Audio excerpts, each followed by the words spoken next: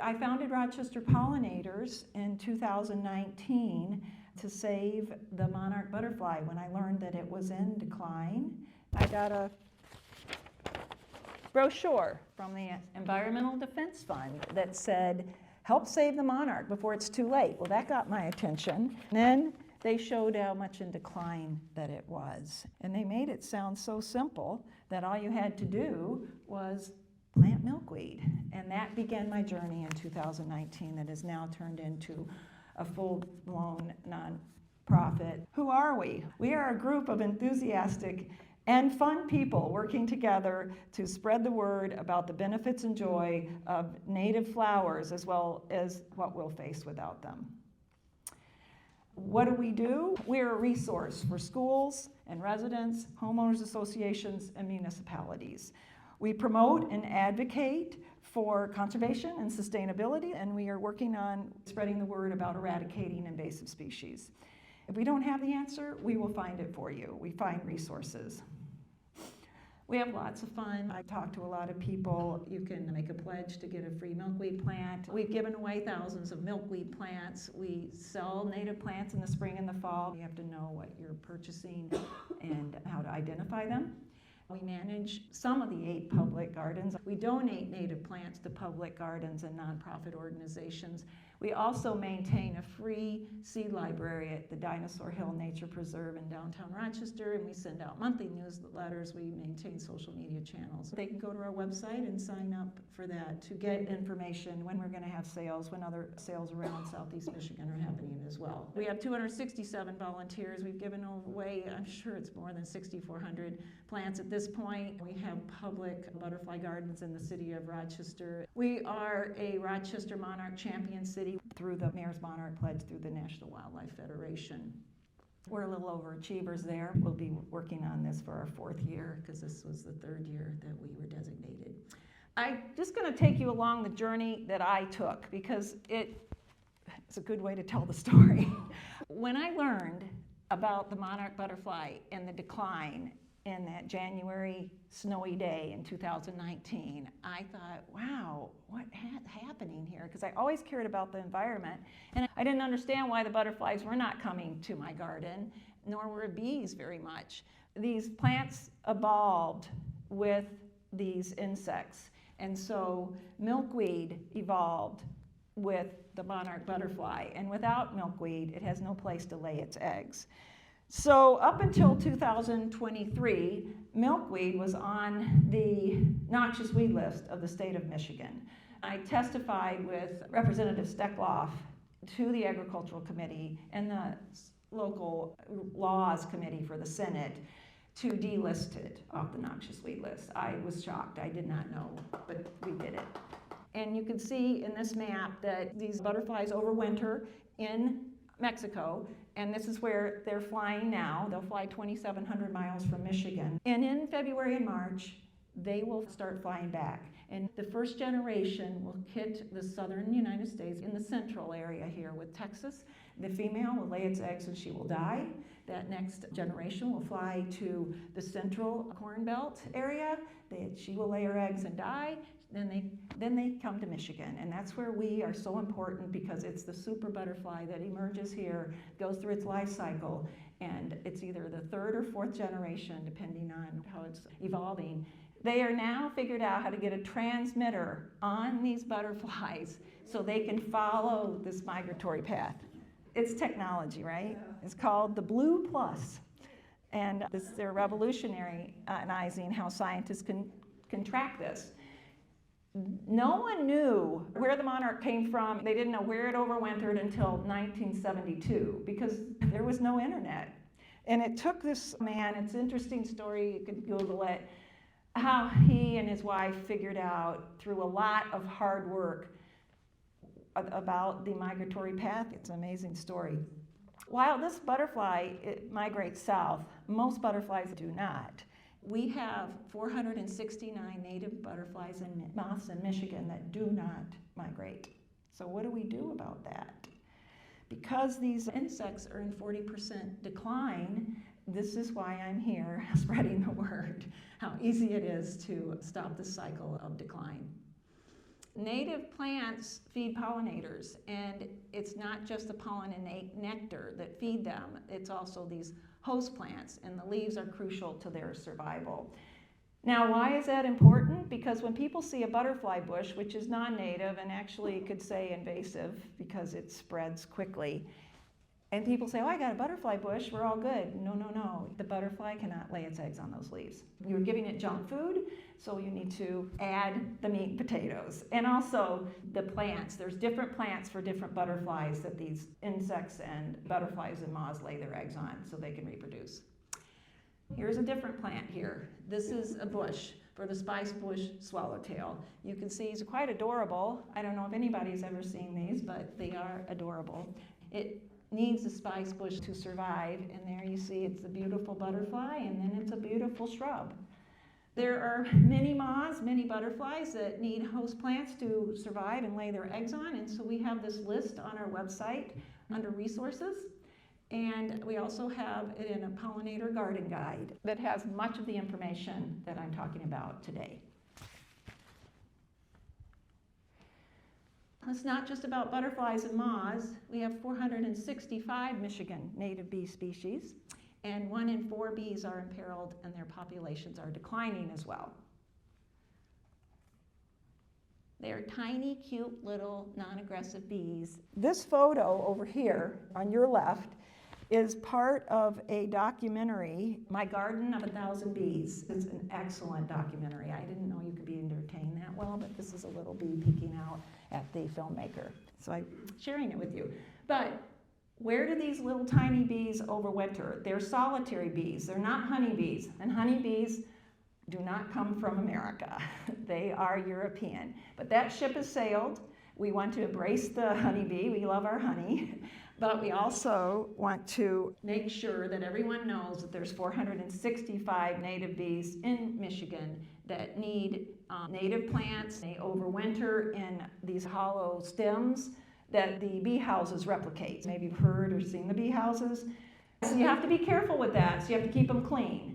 And so this is actually the natural way to do it, is a good way, actually the better way, but we're really happy that other people have used these bee houses to understand and have places for these little bees to overwinter, and also for their females to lay the eggs. What I also learned is when you are replacing the oak tree with a ginkgo or non-native tree, you're losing lots of species. And one of the major ones is the mighty oak. It supports over 500 species. With a ginkgo tree, which only supports 3, you can imagine what's happening. And the mighty oak species that it supports are the fireflies, the lacewings, the moths, the butterflies and bumblebees, beetles, and many more. So they can pick those little caterpillars off. And a little known fact is that caterpillars have more protein than beef. So if you're in survival mode, just want to keep that in mind. You might, I don't know, I'm just saying. They're also known as thinly skinned sausages to some. You see the oak tree versus the ginkgo. Native plants feed birds and their babies as well through the caterpillars. The birds can't feed their babies seeds, so they have to feed them caterpillars. So as you see, as the decline of the insects are happening, it also affects our birds. The reason I'm encouraging people to not take the food source, because if you're starving them as well, there is no hope. We've got other things, diseases and maybe climate change and pesticides and herbicides, that's another one. If you poison and starve, that's a really good way to get rid of life. Birds have to take 100 and 150 trips a day, and that's a lot. When we had our little babies, as some of us know, had our little babies, we had to feed them a few times during the night, but every 10 minutes, those birds are working hard. So it's better if they don't have to fly a mile to get a caterpillar. Trees are also vertical flower power. The black cherry is 418, choke cherry is 340, prairie willows are 289. These are called keystone species because of the amount, is over 100. Insects are supported by. We have our Who Wore It Best, talking about what is the difference between the species being supported, non-native versus a native. We hope that you would choose the aster because it supports 105 and petunias 3. And we're not saying don't plant petunias. They have some nectar. They're not invasive. We just say add an aster, get to know it. I think you'll like it. We talked about the butterfly bush. It supports some through its nectar, but nothing like the Joe Pye weed. We like to call her Ms. Joe Pye. She supports 41 species. We don't say you don't get your mums in the fall. We just want you to know the facts. It supports 2 species, at least 2. But the goldenrod supports 104. And it is not ragweed. It gets a bad rap because of ragweed, because its pollen and nectar doesn't float in the air, where ragweed does. But at the end of the season, it has a lot of protein in its pollen and nectar that helps the bees overwinter. So then we have our darling boxwood, in case you want to add a New Jersey tea to that, or replace it with a New Jersey tea as 115 species. And the grasses always surprise me, because purple wildgrass is native and is very nice, beautiful grass. I don't know why or nurseries don't sell it, because it is low growing, and a lot of these grasses could grow tall, and it's really pretty, and it would be easily replace the non-native grasses. So what's happening? We're losing the little things that run the world. And why is this happening? We're in our 6th mass extinction, if you follow ecology, and with wildlife and insects being a most important part, or a big important part, and up to 90% of the eastern monarch butterfly population is in decline, as we discussed. 40% of our pollinators are in decline. 6 out of 20 Michigan bees are in peril. So that's what's happening to our wildlife. What's happening to people? Well, 1/3 of our food supply will disappear without pollinators. Our water is being polluted by the chemicals we use in our yards, and 90% of our flowering plants are dependent upon pollinators. And the stormwater overflow and runoff is polluting our rivers and lakes because of the 40 million acres of lawn that has replaced natural habitat. So it's a little better than concrete, but not much, and we'll talk about that later. And then our pets. Invasive species like Japanese barberry increase the tick population, which has increased the spread of parasitic-borne diseases such as heartworm and Lyme disease. Also, the pets can experience a 70% higher canine lymphoma when exposed to your chemically treated lawns. So the good news is, there is some good news here. 6 out of 8 of these reasons that we're losing our pollinators is under our control. I could talk about with the habitat loss, you can reduce your lawn and add some small areas of native plants. Planting non-natives and invasives is the problem. Plant choice is the solution. Choose the right native plants and shrubs. The use of pesticides is another huge reason. Neonicotinoids are insecticide that is just devastating, and they use it in agriculture, and they've been letting commercial and residential people use it. Mosquito sprays, they kill, and there's natural solutions besides Mosquito Joe. Herbicides like Roundup, it was banned, but not really, I've learned. It's got glyphosates in it, so it's one of the big reasons that the monarch butterfly started dying out in their decline. And light pollution. You can easily replace your blue light bulbs with yellow bulbs, because it's the moths at night, the blue light bulbs attracts them, and the yellow does not. Invasive species we also have control over. I have it in a light color because it's a heavy lift to get people trained to not buy Japanese knotwood, Japanese barberry. We're trying to get it banned. Little secret here, I'm part of WAMIAC, which is a committee working towards the state of Michigan and MDARD to ban these before they're in our landscapes, these invasive species, because it's ecologically and it's expensive as well, economically expensive. New diseases, climate change challenges, those are the 2 things that are out of our control at this point. If you start replacing your non-natives with natives, you can help a little bit with climate change, because if you think about it, if we've got 44 million acres of lawn that you're adding chemicals to, you have to water, that if you start replacing it with the native plants, you can make a little step towards the right direction of restoring nature. and creating natural habitats. I always say that native plants are the gift that keeps on giving. It's not just feeding pollinators. They're low maintenance because they don't need as much water. They're perennials, they grow back every year. They need no herbicides and pesticides. They reduce the lawn, meaning less mowing and less air pollution. And they have these wonderful deep roots which help filter out the pollutants. It decreases soil compaction. They are drought resistant and they can save on water. How much water can they soak up? 90% more than turf grass. And so when the rain is hitting down, it comes on your impervious surface, your roof, the water goes into your gutters, and if you don't have anything to soak it up, it goes racing down your driveway or your yard, all over the top, nothing soaking in, and then it just heads towards storm drains. And 40% of Michiganders get their water from groundwater. So if you can use your yard as a water filter, that will help, it'll help clean the water. And it'll also mitigates flooding, and it soaks up these toxins. That's what I talk about, the gift that keeps on giving. It doesn't wash your dishes, but if it could do that, I'm sure everybody would have one, as many as they could in their yard. So they're beautiful. They don't have to look like a prairie. And they add habitat, food, and biodiversity. They feed our local insects and pollinators. They feed our birds year-round because of the seed heads in the fall. And they're part of our Michigan heritage, and they feed us. So that's the good news, that we can be part of the solution. And it's ecological solvable problem that each one of us can do in our own yards. So I know that what my feeling was, I wanted to save the polar bear, but I can't give it salmon. I wanted to save these elephants, but I can't feed them in Africa, but I send them money. But for my part, I can do something in my yard. So that empowered me. So this is a yard that could use some native plants.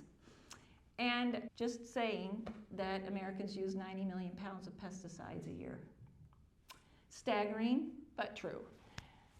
The other thing is we have to think about redefining beauty. If this is what we're told is beautiful, then sneezeweed, swamp milkweed, ironweed, poke milkweed, and rattlesnake master may not be viewed as beautiful, but it can be. And the names are a little bit of a problem. So we have decided, I looked up sneezeweed, it's also known as Helen's flower.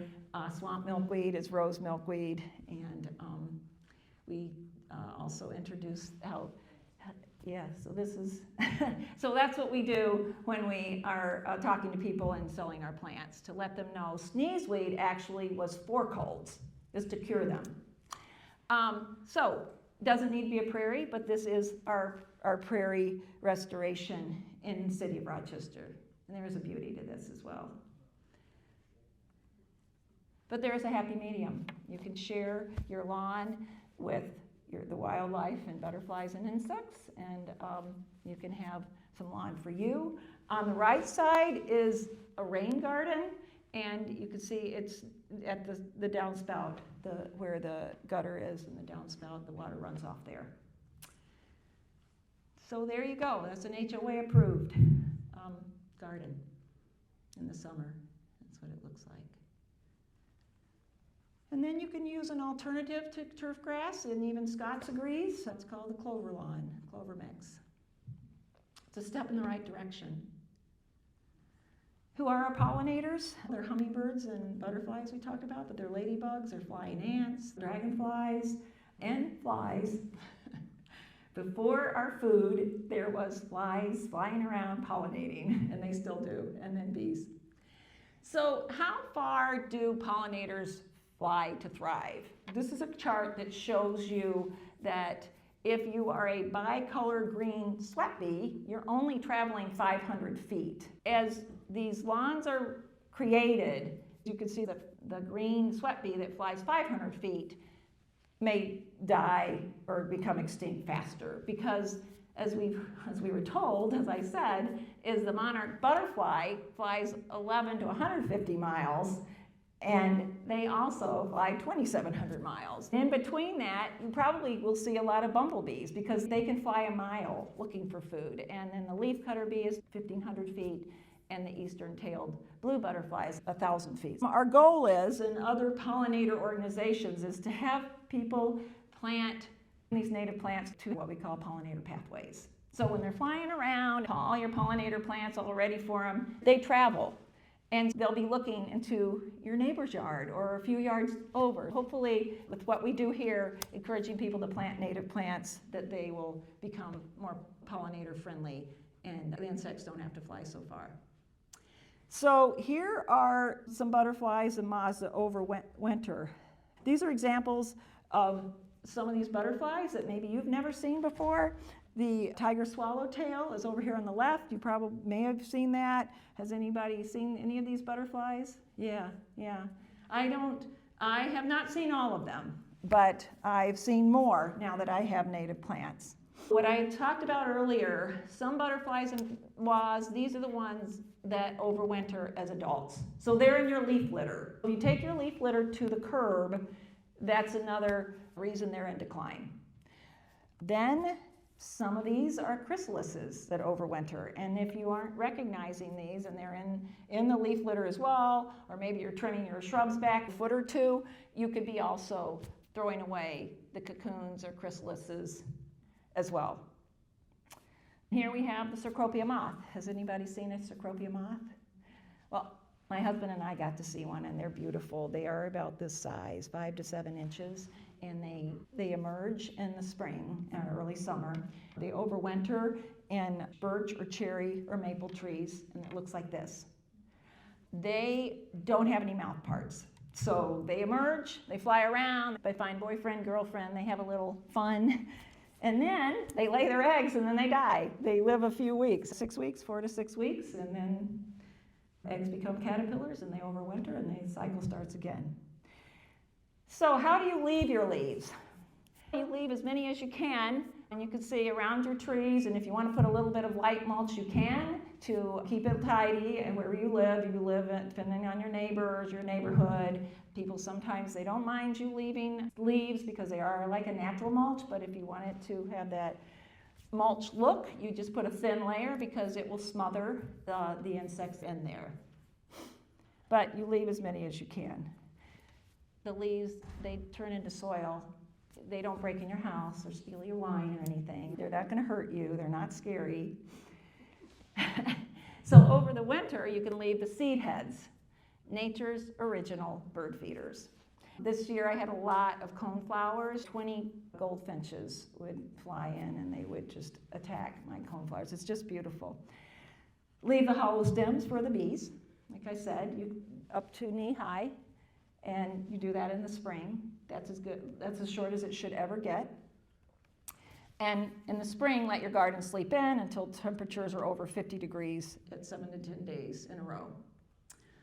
So how do you build your pollinator garden? Transform your outdoor space, 5 steps, audit your plants, take a look and see if you've got invasive species, create your garden design, purchase your plants from a reputable place, and plant your garden and enjoy. So remove your invasive species, butterfly bush, or at least identify them, Bradford pear, burning bush, Japanese barberry, buckthorn. These are alternatives. These are in my garden guide for alternatives to invasive species. So Bradford pear, a red bud is beautiful. It blooms pink in the spring. It's just gorgeous, and it would be a lovely replacement for the Bradford pear. Japanese barberry, there's 9 bark and aromatic sumac, which is really a beautiful tree as well. It's got a purple leaf color varieties. A lot of these plants in here, like the spice bush, has a beautiful color in the fall. It's yellow. So create your garden plan, and you can see that you can create the shapes. You don't do it in squares, so you can make it very well curated and designed. It's not always easy to find garden plans, so I also have this on my website, which is Michigan Native Garden Design. And that's what the garden on the left came from. So, purchase native plants. On the right is a cultivar. There's no way an insect can get to that nectar. You look at the Latin name, which this one is Echinacea purpurea. If it doesn't say that, it's a cultivar. So it's actually prettier, if you ask me. I don't know why they did that. Enjoy your new beautiful butterfly garden. The biggest maintenance is just basically pulling out some, but you don't really, and adding new ones if you want. They're perennials, they come back every year, and they do spread through seeds. The two milkweed that I recommend in the garden brochure I have to hand out today is butterfly milkweed and rose milkweed. It's not the common milkweed because that's what gave milkweed a bad name. Probably got it on the noxious weed list because it spreads through the rhizomes or the roots. Though that one is common, these do not. If you don't want it to spread, just cut off the seed heads and they won't spread. This is what I've got under my resources tab. This is what I have in my garden brochure. We have other ones. I'm going to keep moving here. We do have a list of nectar-rich annuals. Approved, pre-approved. Short on space, you can grow them in containers. We have that in that booklet as well. We show you how to do them. You've got the tall, the medium, thrillers, spillers, and fillers. It's just pretty easy. You've seen it done at your garden stores. So, Rochester is a pollinator city with 7 pollinator gardens and a mini forest of prairie restoration and a southern wet meadow. These are our gardens. If you ever come to Rochester, it is on rochesterpollinators.org. These are some of the gardens that we have. We have signage in the municipal park garden. The signage explains that this garden is saving pollinators and tells a little bit about the monarch butterfly. So here's our mini forest project. This was an absolute phenomenal success. It was based on the Miyawaki method, and the Miyawaki method was founded by Akira Miyawaki in 1972 in Japan when he saw that the land was being degraded in Japan. And what he came up with was this method that you plant trees and shrubs densely that are native to the region based on a natural traditional forest with a tree canopy, a subcanopy, and shrubs. We had in a 1,000 square foot area, we planted 290 trees and shrubs and subcanopy trees. We had it laid out in a 100 square foot grid. It's 90% Oakland County native trees and shrubs. We had a lot of press, a lot of interest. We had so much community involvement. If you ever want to do something that the community wants to get involved in, plant a microforest, or it's called microforest, pocket forest, or mini forest. Choose one. We had 45 volunteers come on an early Saturday morning on May 3rd, and here they are, quietly, lovingly planting these plants. They were so excited to do this. We had Daughters of the American Revolution, we had Boy Scouts, we had Rochester High School students, we had the City Beautiful Commission. There was so much involvement. The DPW of the City of Rochester, we couldn't have done it without them, and it's on a garbage dump. This method was created for degraded urban land. It's not trying to reproduce a natural traditional forest because we're planting it 30 times as dense to grow 10 times as faster. So it would take 100 years for traditional forests to grow as fast as we'll grow between 10 and 20 years. All this information is on the website. If you want to know how to do it, we have the work plan, we have how to get people involved, we have what our grid looked like, we have the trees that we planted and the shrubs as well. This is what the mini forest looks like today, which is about 5 months later. So it does start filling in very quickly. It's competing above ground for sun, but it's collaborating, I guess you'd say, underground, as it is sharing nutrients and water and through mycorrhizal fungi. There's a book I read called The Mother Tree that talks about mycorrhizal fungi, which is how trees and shrubs, they communicate in the forest through this fungi. It's been proved by Dr.